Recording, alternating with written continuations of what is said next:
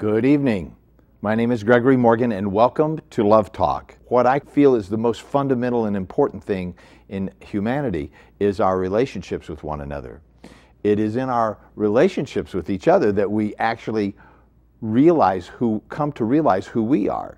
It's in our relationships with each other that we hone our skills and learn what works and doesn't work. And in every relationship, regardless of whether it's at work or whether it's a marriage or whether you're dating or with your children or your parents, there's always some basic human elements that are always at work. And nobody teaches you this from childhood. And most of us are learning by trial and error, which is basically how we all learn everything anyhow. You can read all of the books, you can listen to all the CDs and watch all the DVDs and shows like this one about relationships, and unless you apply the principles in your own life, then you have no way of knowing whether they work or not. So I was sort of guilty of that myself. For many years, I took many notes and wrote volumes and volumes of notebooks about over 30 years of intensive seminars and workshops and week-long retreats and year-long programs, all about communications, human relationships, a field of study called ontology, which is the study and practice of beingness. And for a lot of people that kind of goes over their heads, but it is basically the philosophy, or it's not even a philosophy, it is a point of view or a perspective I find very credible that has to do with who you're being right now here in the present. What's not so obvious about this, and yet it's blindingly obvious, is that you only have the present moment. You don't have tomorrow, you don't have yesterday, you don't have access to those moments in your life. The only way you know who you are and what you're about is who you're being right now in the present. And what gives you being right now in the present is a collection of feelings, thoughts, emotions, spiritual influences like energetic influences, and physical environmental influences. All of those things are interwoven and intertwined to give you a presence of experiencing yourself as a human being. Now we say human being because it's a process being. ING at the end of any word implies a process, and so we are in the process of being. We don't know what we are becoming. Some would say that we are in the process of becoming. I say no, we are in the process of being from one instant to the next. And that becomes something in the future is debatable, because I say that we only have right now, right now, right now. I am a life coach. I am a warrior who has lived for over a half a century, and most of that on my own. I left home at 14 years old, and I have been living and learning and educating myself ever since. And so I've studied with some of the greatest masters in martial arts, meditation, communications, neurolinguistics, psychology, and I'm married to, in my humble opinion, one of the greatest psychologists around, Dr. Azita Sayan, who I also continue to learn from. That is a learning process in and of itself. So my points of view here will be from my own experience, and what I invite you to do is to listen and try them on in your own life. I'm just going to tell you what I know works. It doesn't mean that I, have a PhD in this, although I probably have more hours than most PhDs do in actual class time and study time and intensive training. So everything that I'm telling you is something that I've applied and live in my own life.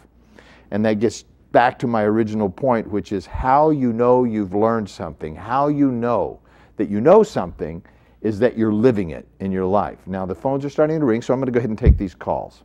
Hello, this is Gregory. You're live on the air. Thank you for holding. My husband and I are living with no physical contact for many years. Is that going to affect our relationship in the future? Well, wait a minute. It's already affected your relationship. When did you stop having physical contact? Well, before we got married, he told me that he cannot have sex. He is totally impotent. But we worked on it for a very long time. We have had sex in the past 8 years that we have been married. But basically lately, because of the problem I have got myself. Which is what? I prefer Let's just talk about your problem. problem myself, yes, lately. What? I'm sorry, I didn't hear what your problem is. Some kind of female problem that I prefer not to have sex, and I mean, fortunately he can't, and I can't now, but... Fortunately? You said fortunately? It's fortunate because if I had a husband who would want to have sex, he would definitely leave me because I prefer not to have it because of the problem I have. Okay.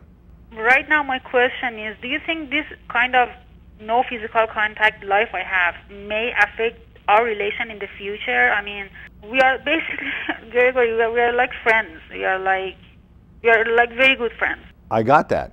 But that's all. Well, are you satisfied with that? I am very satisfied in many other points in my life.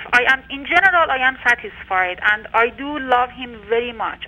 There is no way I'm going to leave him at all.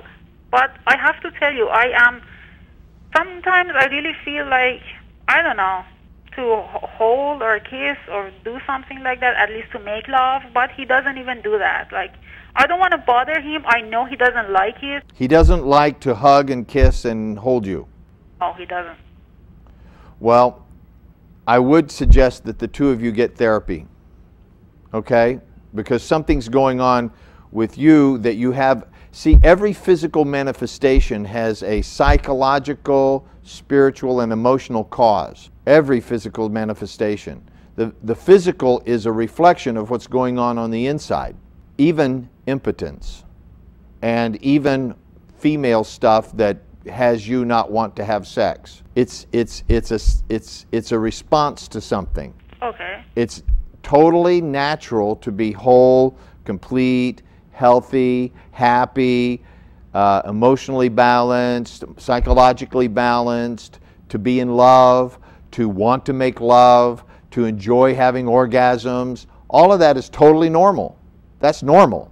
That's just like normal. Well, Gregory, anything less than that. In different ways. I mean, well, I understand that. On TV now, but well, yeah, I understand we do that. have orgasms. It's just in other ways. Yeah.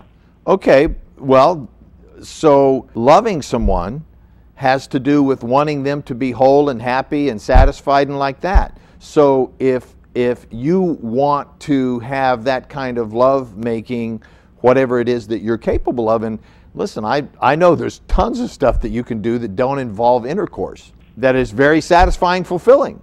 So I understand there's not particularly a limitation to what you could do that doesn't involve complete intercourse. So you could have a very satisfying love relationship with your husband. People need human contact. People need to be touched.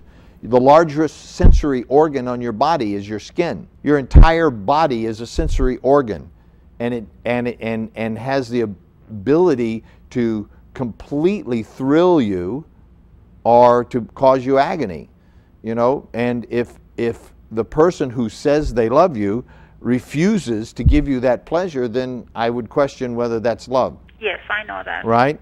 You know, I may not feel like washing the dishes and taking out the trash, but my wife sometimes feels that I love her more if I do that. You understand? I mean, I'm making a silly comparison, but you know, you don't always have to want to do what somebody wants you to do, but if you want them to be happy, and and they're telling you that, look, this is missing for me, I need something like this in my life, then, you know, my advice to all men, especially men, is you know, find out what your wife needs and give it to her.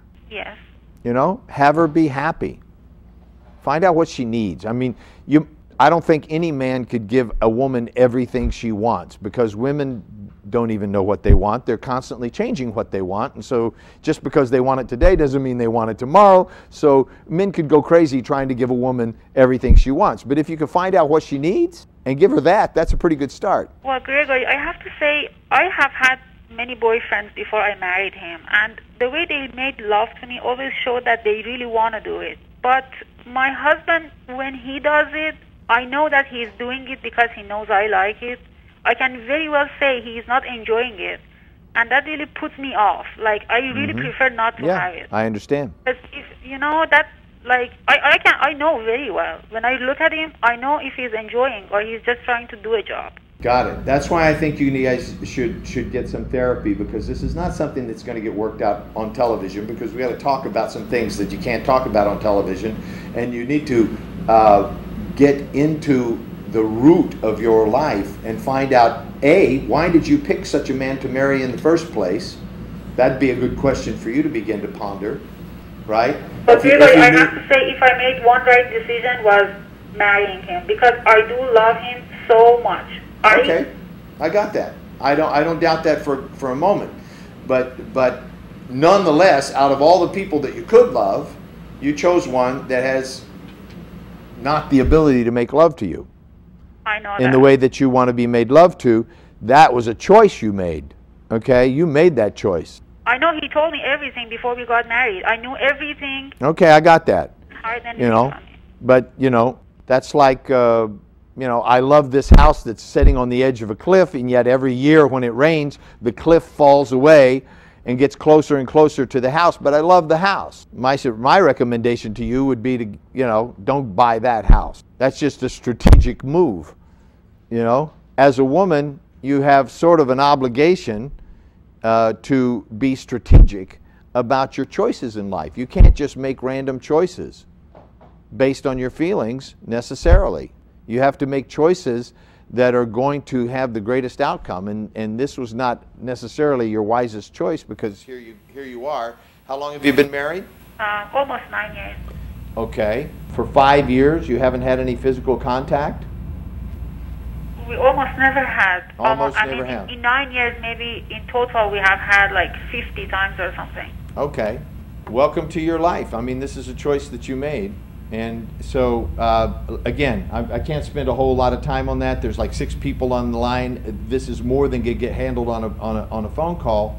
But I really recommend that, if whether it be through me or my wife or somebody else, get some therapy to find out, to get to the source of this, so that you can have a healthy relationship. Otherwise, the answer to your first question is yes. Your first question was, is this going to affect us in the future? And the answer is unequivocally yes. Okay. The truth is that it already has.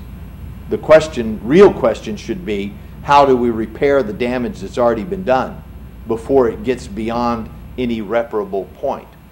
That would be a more precise question to ask. You see what I'm saying? Yes. Thank you so much. Okay. Thanks. Hello, this is Gregory. You're live on the air. I have a 15-year-old son. He has a very bad temper. I know that's the consequences of our behavior to him. My husband, before I get married, I noticed he has a temper, but since he was born, everything got worse. So let me just tell you what I understand so far. You married a man that you already knew had a bad temper? But not as much as I can see. Well, okay, but you knew he had a bad temper, and now since your son has been born, which is 15 years ago, it's gotten worse. Your husband's temper has gotten worse. Is that did I understand you correctly?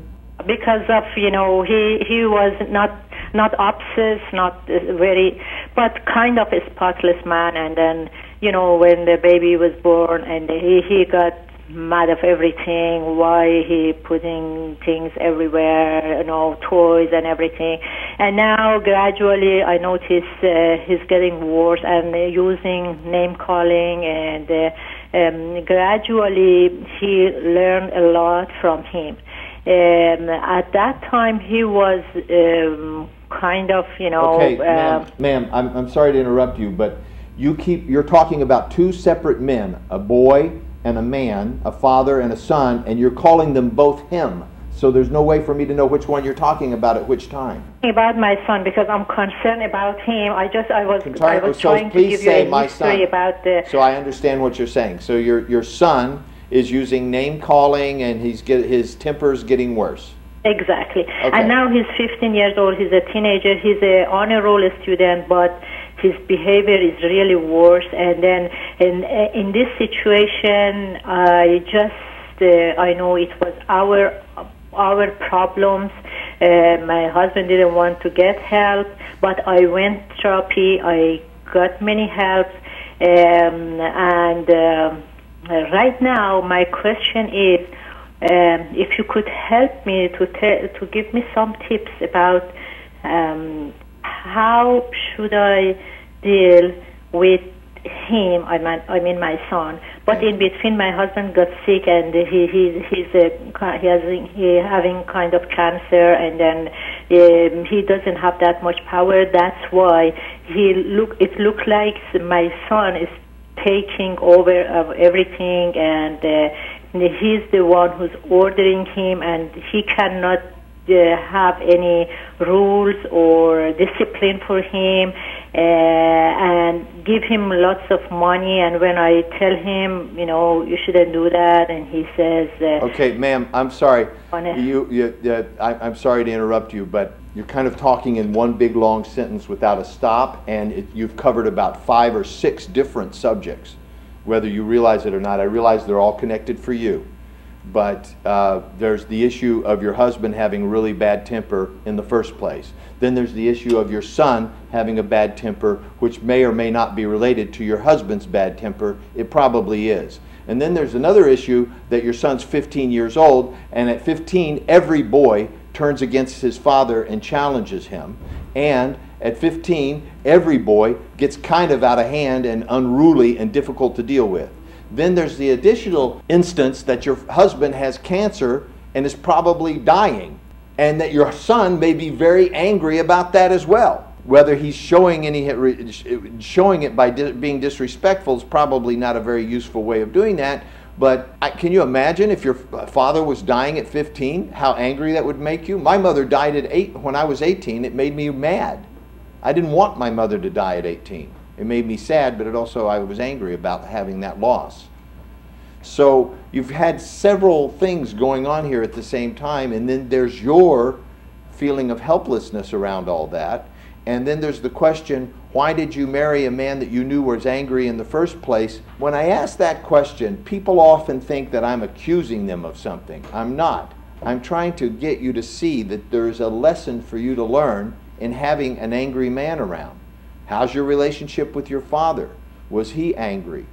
Are you trying to resolve something from your past, which I'm almost 100% sure, like 95% sure, that there's some issue with your father in the past that you would marry a man that's angry in the first place? Did you know, for example, that most cancers are caused by suppressed anger? So there's a lot of things going on here. Yeah. Right?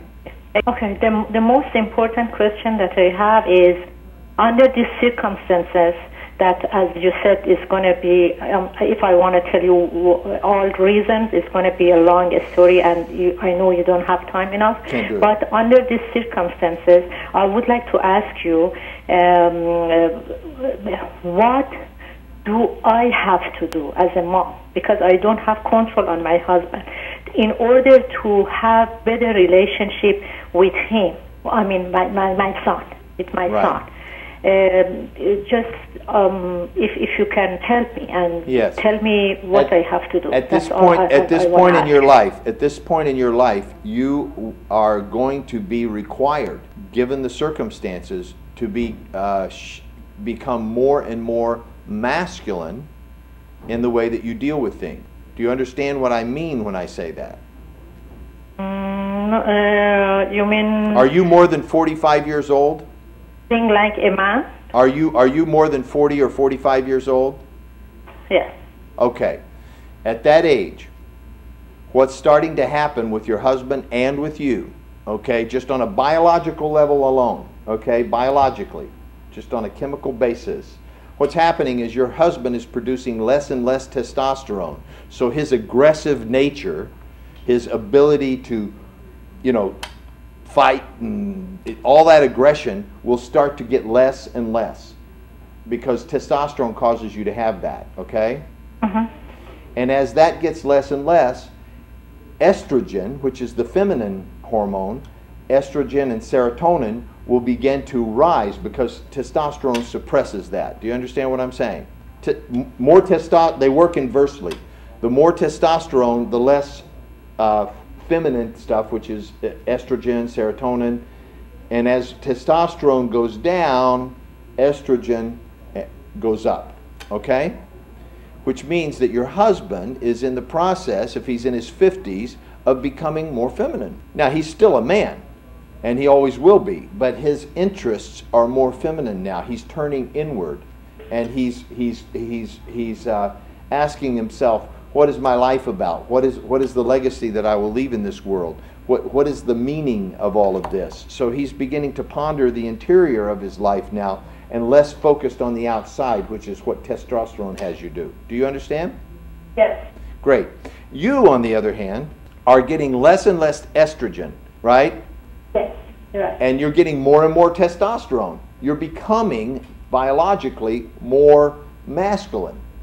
Yes. Right? And your thinking is more outwardly focused and like, how do I do that? And how do I fix that? And what do I do about that? And no, right? So you need to become a little more grounded, right? And focused with your 15-year-old. You need to be able to say, you will do this, you will not do that. If you do this, this is the consequences, and I personally will make sure that that happens. Never mind what your dad says, right? Yes. Right? If your dad says, you know, if you say be home at midnight, that does not mean 12:01 or 12:02. That means 12 o'clock you're here. Okay. You see what I mean? That's how the masculine mind works. The feminine mind works 12, 12:15, whatever, right? Somewhere around midnight, that's midnight, right? But the masculine mind is like 12 o'clock is 12 o'clock. You know, it's not 12:02. Right? So I'm just giving you an example, all right? If you're going to speak with your son in a masculine way, and because you're being called upon to become the father and the mother now. Do you understand? Yes, but on the other hand, if I want to do that, he goes to his dad and tell him I want to do this and I want to come, for example, at that time, and then he says, okay, do it. And then in between, I don't know what to do. So you need to have a talk with your husband, and that's what the therapy is about, okay? You need to have a talk with your husband so that you two can make some agreements. And you've got to be together. Especially now, he's 15 years old and he's angry.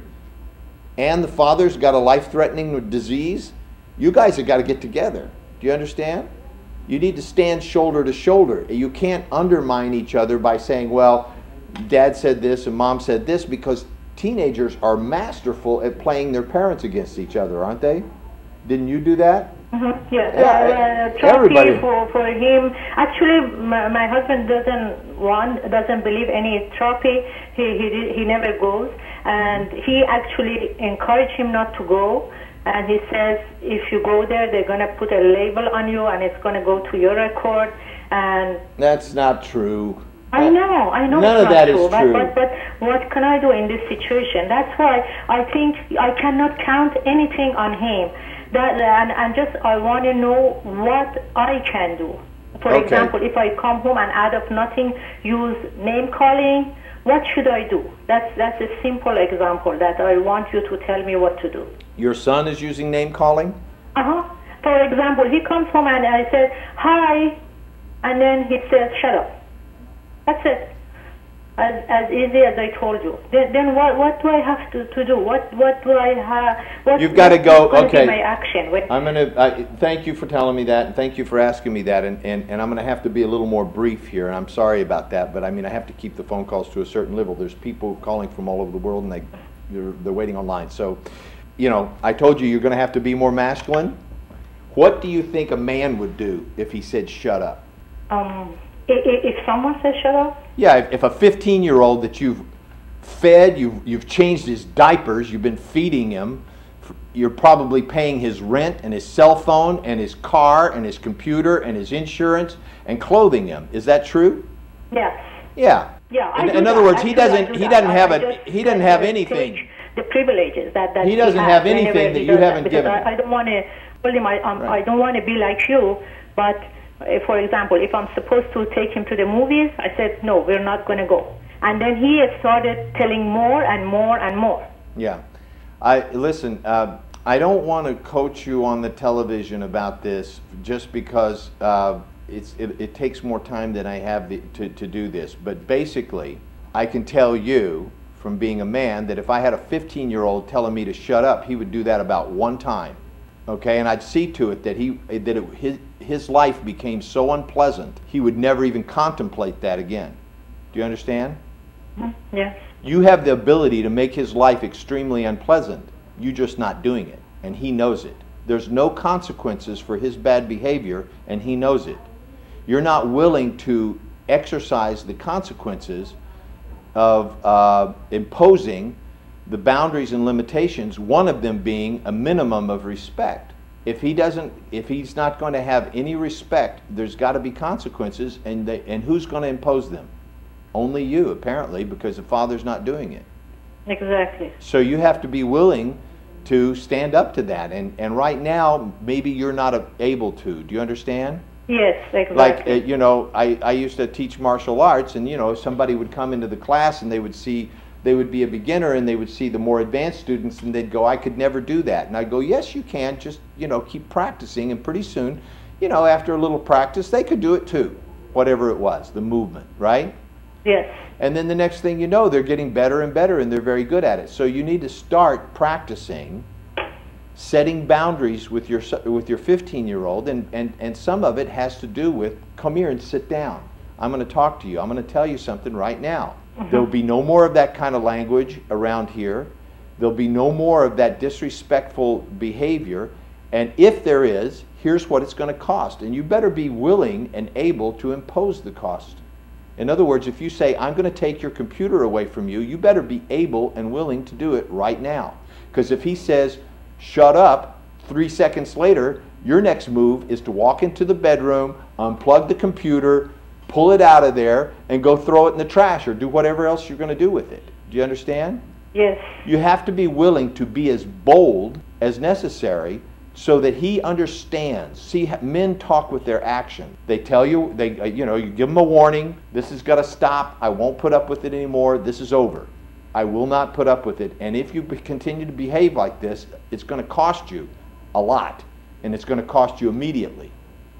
And he will test you on that, I promise you. You better be willing to throw a cell phone in the trash, or take the car keys, or cancel his insurance, or whatever it is that you're going to impose as a limitation, and you've got to be willing to do it one right after the other until it stops. And Mr. Morgan, it's a quick question, and in case sometimes he started having physical contact, and I just don't let him to do it. Have him arrested. If he's getting worse, have him arrested. Do you recommend me to call the police? Because I said, you're not listening. If you you're not hit listening. me, I'm going to call the police.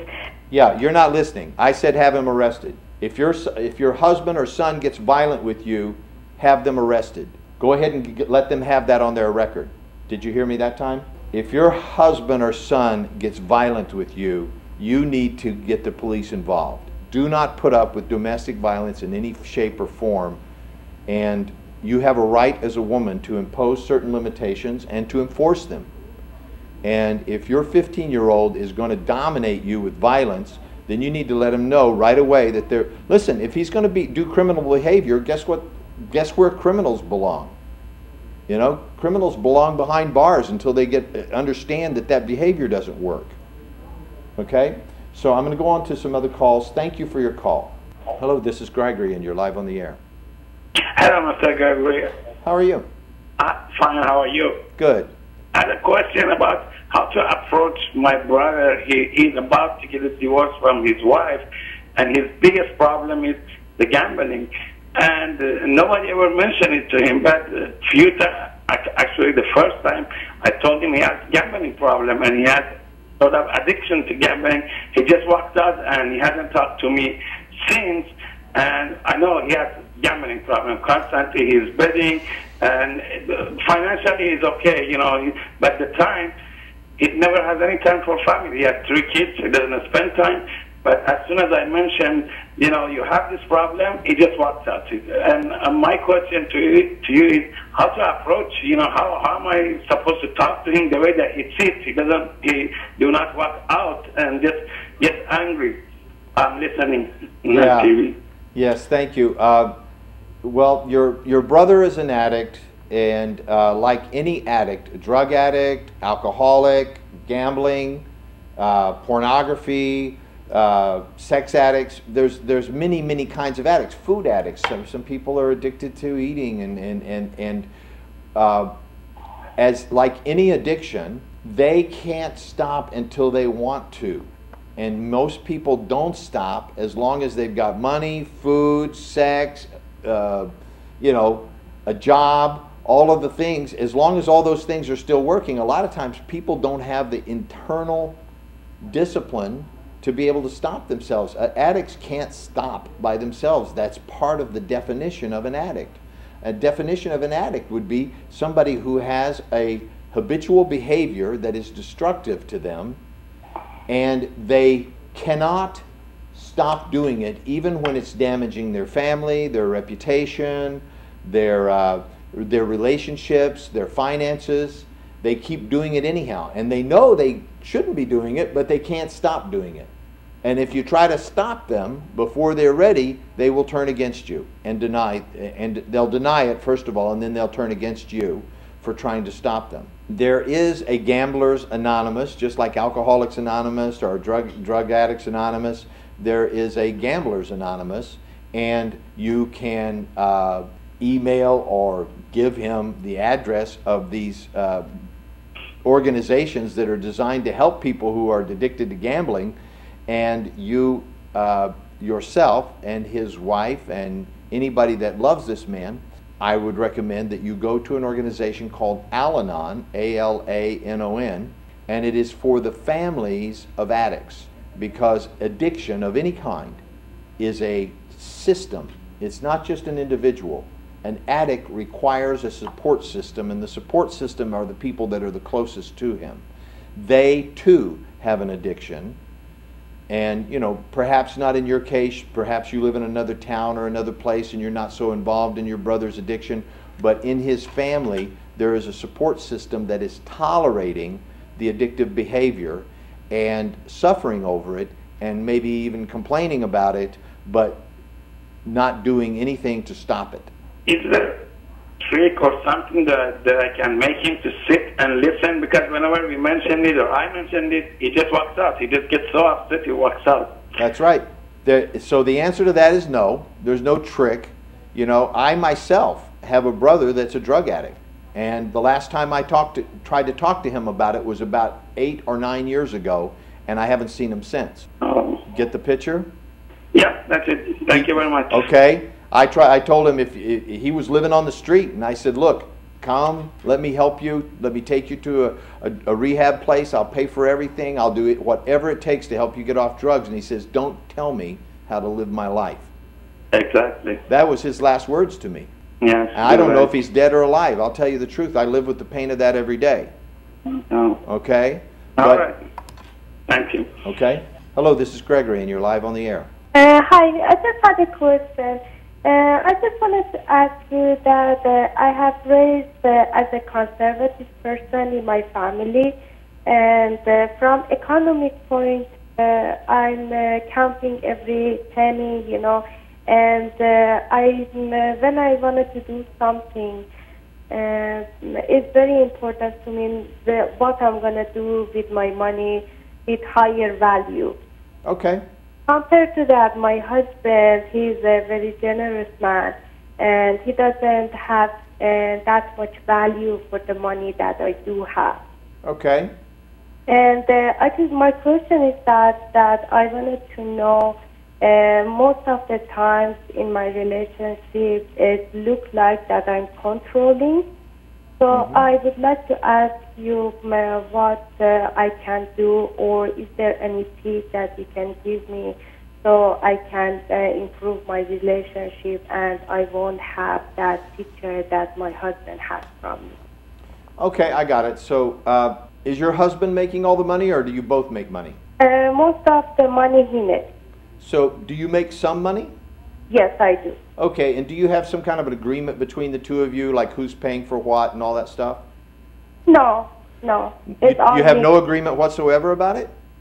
I'm sorry? You have no agreement at all? No. So who's paying the bills? Then I would pay it, you know, or if he does all the mortgage and everything, and the money I make compared to him is 1/3. So whatever I can do with that money, I will do that. So there is no specific agreement for that. Okay, so my first recommendation to you is to make an agreement.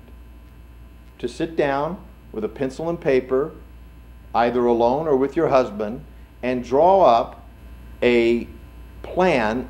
In other words, you need to run your marriage like you would your business, right? If you had a business and you didn't know how you were going to pay the bills or who paid them, that wouldn't be a very good, well-organized business. So, you know, you need to sit down and say, okay, electricity costs this much, we need this much for gas for the cars and insurance and food, and then we need some time and money to go to the movies and have some fun and entertain ourselves.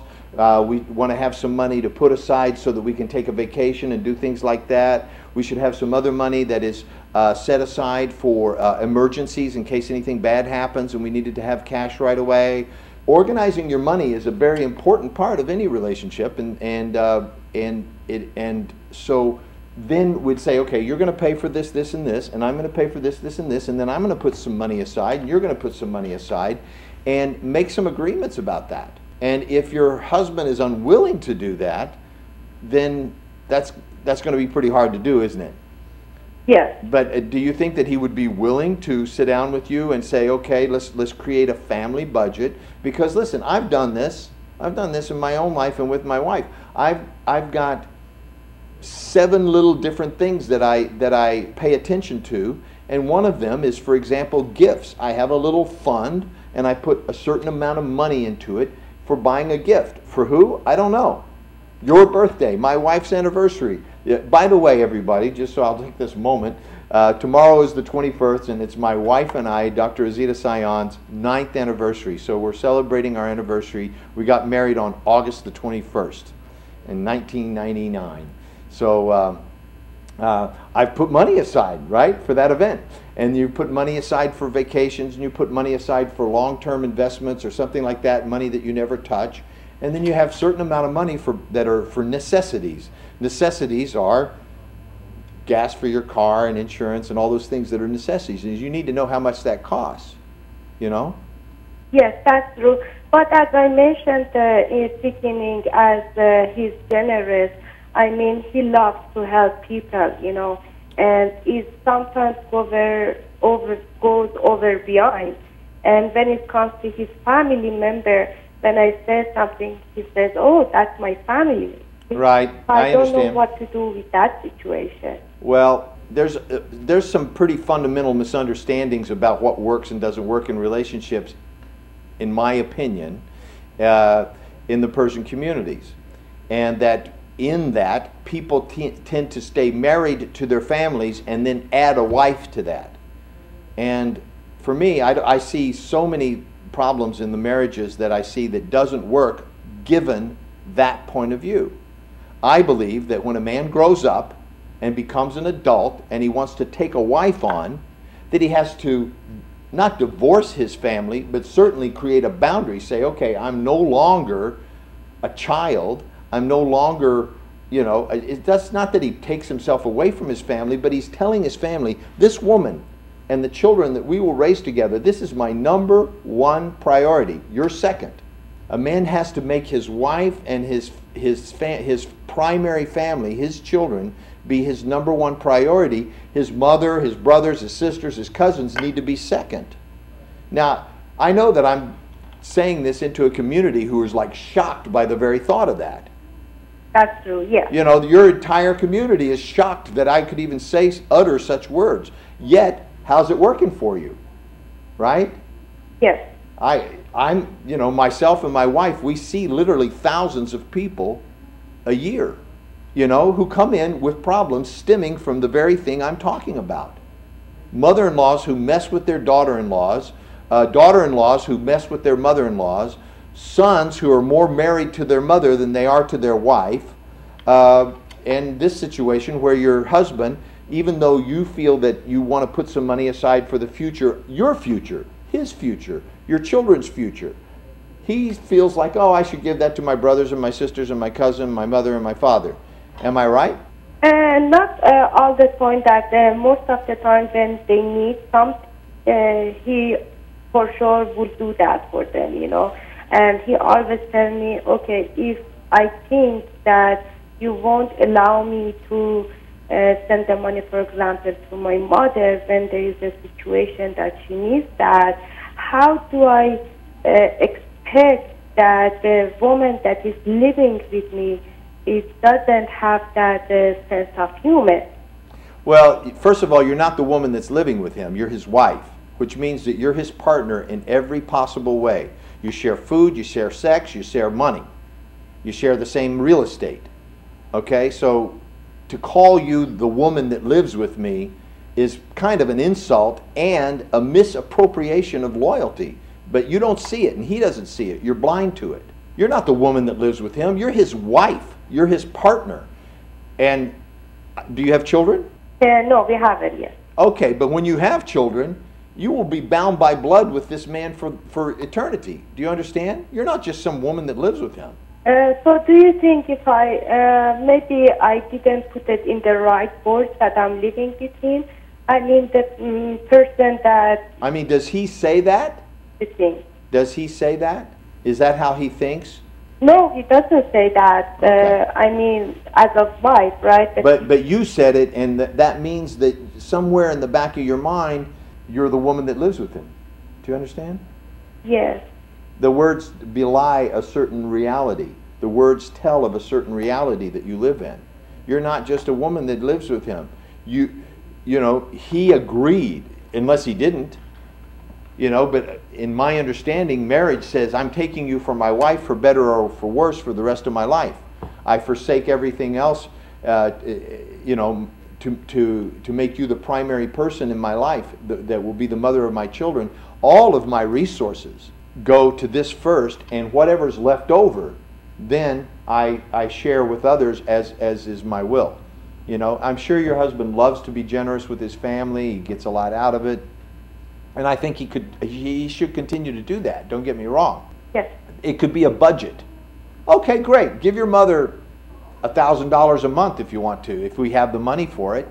You know, give your mother, or put it aside and say, this is how much money I have to give to my family, and create a fund for it. Do you know what I mean?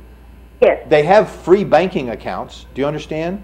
This is what I've done. We have a primary banking account, and then other certain percentages I put into these other bank accounts, which are earmarked for, like I said, buying gifts, paying necessities, going on vacation. So we put a certain amount of money, and as that money builds up, we go, hey, we got enough money to go on a vacation, so we go, right?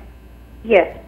Or, uh-oh, an emergency's come up, and I would like to give this money to somebody and help somebody. One of our friends had a disaster, or we want. So sometimes we're generous because but not because we're taking away from ourselves and suffering for it, but because we've put money aside in case somebody had a problem or an emergency came up. It doesn't have to be my emergency. I could have an emergency. My friend could have an emergency, and I could give them my emergency money because I want to. Because I've put it aside and I have it. Do you see what I mean? So then I feel okay about it. I don't feel like, oh man, where am I going to find some money to help my friend? Okay. Do you see what I'm saying? So it's just about managing. Okay. So do you think if I would have a child in the future, it might help the situation? And as you said, I will work on the budgeting and everything. So if everything going on the way that I would expect, do you think? Well, no, don't put a child in there until you've got the money put aside to have a child. See, a lot of people do that. They do what you're thinking. Oh, if I have a child, will he change his mind and change his behavior? And it's the cruelest thing, because you're using this child as an attempt to change somebody else's behavior because of your poor management skills, because of your poor communication skills. You think that, oh, and then I give them a baby, now they got to act like I want to. And hey, that never works out. You better arrange your life and make the safest possible financial security for a child, and don't count on your husband changing his mind about how he spends money just because he has a kid. That may not work. He may have some resentment about that. Okay. Do you see what I'm saying? If you want to have a child, you better start putting together a child fund, because the first thing you're going to do is buy about $5,000 worth of equipment, baby strollers and car seats and God knows what all, right? That you have to have a kid these days. There's like a bunch of stuff that my friend one time told me, man, you wait till you have a kid, you're going to buy like $5,000 or $6,000 worth of stuff that after the kid grows up, you're going to have it in your attic. That's true. Yeah. You know, if you want to have a kid, you better start putting that stuff away right now. Okay. Okay? Thanks for your call. Much for your show, and have a nice day. My pleasure. Thank you. Bye-bye. Bye-bye. Okay, I got time for a couple more calls. This is Gregory, and you're live on the air. Hi, I had a question to ask you. Yes. I'm 18. I'm in Canada right now, and my problem is that sometimes I get really, really bad, like angry. You get angry, what? Sometimes when something kind of pushes me, I get very, very angry and very, very quickly. Okay.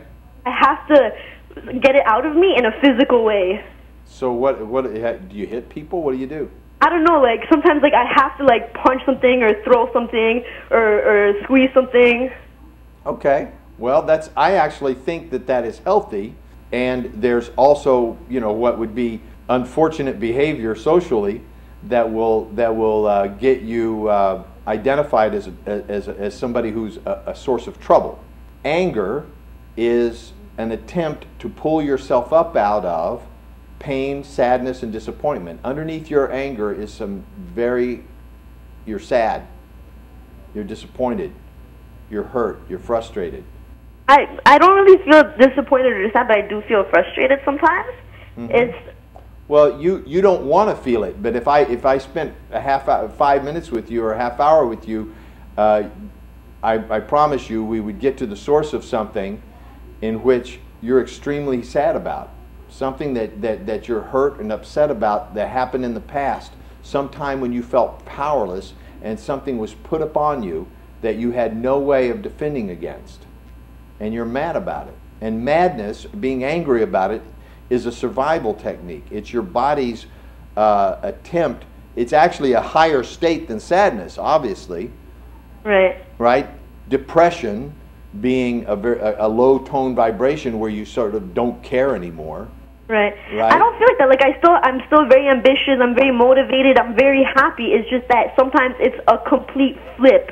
At very first, it's not like I hold grudges or I stay angry for long. It might be like a 5-minute thing. I just get it out of my system and I'm back to normal. Well, I know that a lot of people will be shocked by me saying this, but I believe that is actually healthy. Healthy. Yeah. I believe that if any emotion that's going through you ought to be in as much is as socially acceptable. Do you understand? We have to live in the world, yes? You have friends, relatives, you have a public image, so you can't just go around breaking furniture and throwing a fit. Yes? Yes. However, to allow anger and the feeling of it to be fully self-expressed and to move through you rather than getting stuck with it is actually a healthy thing to do.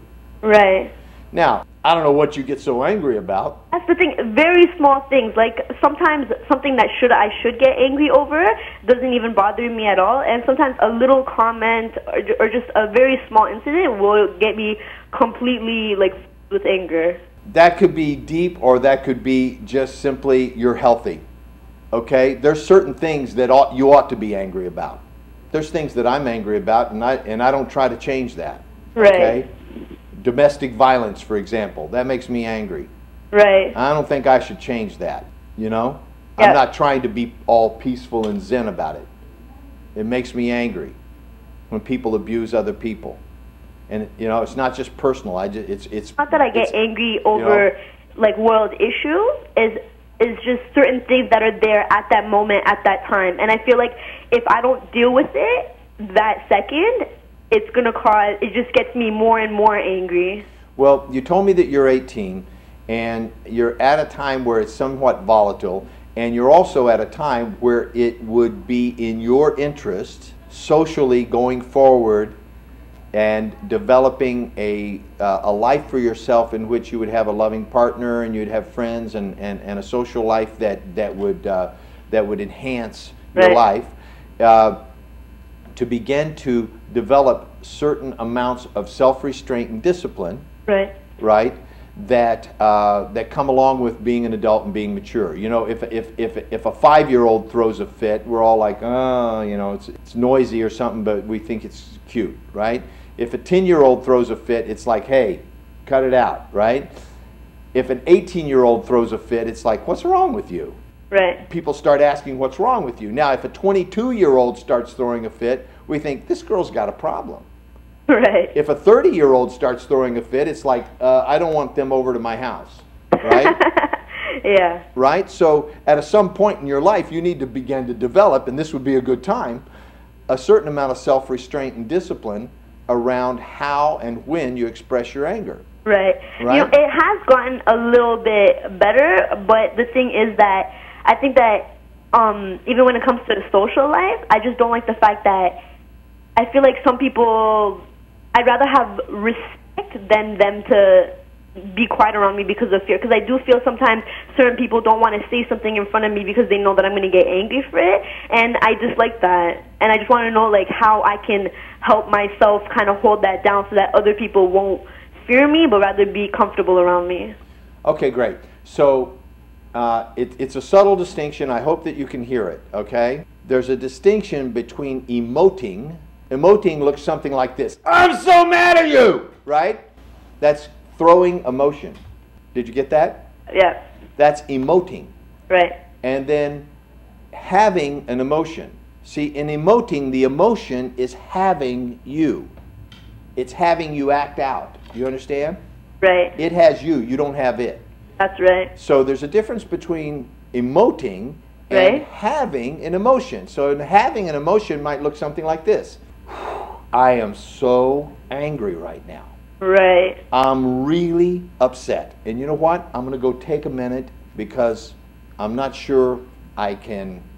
I just need a minute to get a hold of myself. What happens is that it keeps building up stronger and stronger inside me because I have tried to do that. Like I fully understand that my lashes out are not right. So when there are times that I'll be like, you know what, I'm very angry right now, I'll find myself walking away, but there'll be part of me that will push me back just to get my anger out. I feel like the part of you that would push you back, that you're calling the part of me, right? That's your ego. Right. Okay? Your ego is your conditioned mind that must dominate, avoid domination, control, avoid being controlled, be right, make other people wrong. Yes. Sound familiar? Yes, it really does. Yeah. Blame, shame, guilt, victim, right? That's all ego stuff. That's just your ego talking. It's not who you are. Right. Okay? So at a certain point in your life, I promise you that the people that you admire the most, the people that you respect, the people that you listen to and care about are people who have some control over their ego. Right. Right? Their ego's not pushing them around telling them what to do. So when your ego, when you're walking away and your higher sense of yourself is saying, you know what, go take a moment, walk away from this, you know, you don't want to explode around here, right? And then your ego says, go back and get them. You, the higher part of you, needs to practice saying, shut up, to your ego. Right. I'm in control here. I'm in the driver's seat. Okay? It's like a bad dog, right? Right. It's like a bad dog, you know. Your bad dog wants to go bite somebody. You're like, hey, right? Yeah. Knock it off. You gotta be in control of that. Right. You know, you're 18. It's time to start getting in control of that. And I think that just the fact that you called and asked me this question is your higher self looking for, how can I learn to do that? Right. Right? So you've already reached out, and I want to acknowledge you for that, because every time your higher self takes an action to control the conditioned, egoic, reactive mind, right, I want to say, yay, good job, you did it, right? Yeah. I want to be the cheerleader for that, because that is a step in the right direction. That's what else can I say? You're evolving, you're growing up. Okay. All right. Thanks for that call. Let me know how that works out. Okay. Thank you very much. Thanks for watching my show. I'm out of time, so I got to go. All right. Bye bye. Bye bye. Okay. Well, you've been watching Love Talk. My name is Gregory Morgan, and I'll see you then on Love Talk.